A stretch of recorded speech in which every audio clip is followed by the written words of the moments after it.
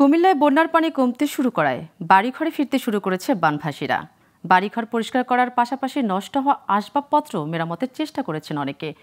বন্যায় ঘরবাড়ি হারিয়ে এখনও অনেকে থাকছে খোলা আকাশের নিচে। দ্রুত পুনর্বাসনের সরকারের সহায়তার দাবি তুলে তাদের। কুমিল্লা থেকে মোহাম্মদ সাইফুদ্দিন রনির তথ্যচিত্রের ডেস্ক রিপোর্ট। গোমতী নদীর বাঁধ ভাঙার অংশ দিয়ে এখনও প্রবাহিত হচ্ছে পানি। এদিকে বন্যার পানি যতই কমছে ততই স্পষ্ট হচ্ছে ক্ষতচিহ্ন।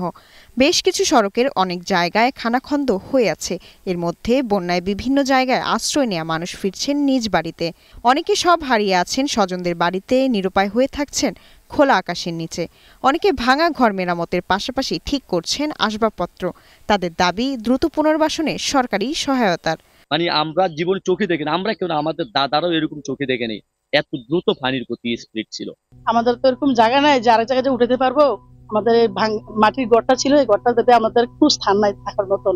ঘরটা ভাঙানোর পরে তারপরে আমি গেছি গিয়ে আমার বাপের বাড়িতে থেকে আইয়া তারপরে সবার থেকে মানে শুনতেছি যে আমার ঘর নাই, মাল চাপানো কোনো কিছু নাই। ভাঙে ঘরের আসবাবপত্র যা ছিল সবকিছু পানি তুলে পানি নিয়ে যায়। বর্তমানে আমি খুব পুরনো অসহায় অবস্থায় আছি। পিছনে বাড়িঘর চলে গেছে, সামনে থাকার মতো আমাদের কিছু নেই। এখন তো ধরেন পিছনে যা অবস্থা আছে মানে থাকার মতো বাচ্চা কাচ্চা নিয়ে কি করবো। আপনার কাছে একটাই অনুরোধ, এই যে বাড়িঘর ভাঙছে আমরা তাদেরকে একটা সাহায্য করিয়া আমরা উপকার করব। জেলায় সবচেয়ে বেশি ক্ষতিগ্রস্ত উপজেলা বুড়িচং। এই উপজেলায় প্রায় সব সড়ক ও বাড়িঘর বিধ্বস্ত হয়েছে। ক্ষতিগ্রস্তদের তালিকা শুরু হয়েছে বলে জানান এই কর্মকর্তা।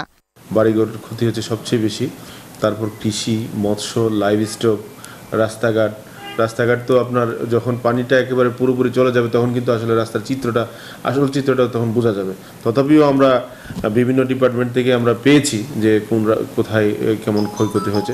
বন্যায় ক্ষতিগ্রস্তদের সহায়তার জন্য সরকারের পাশাপাশি দেশি বিদেশি দাতারা এগিয়ে আসবে, এমনটাই প্রত্যাশা সবার। Global television news desk.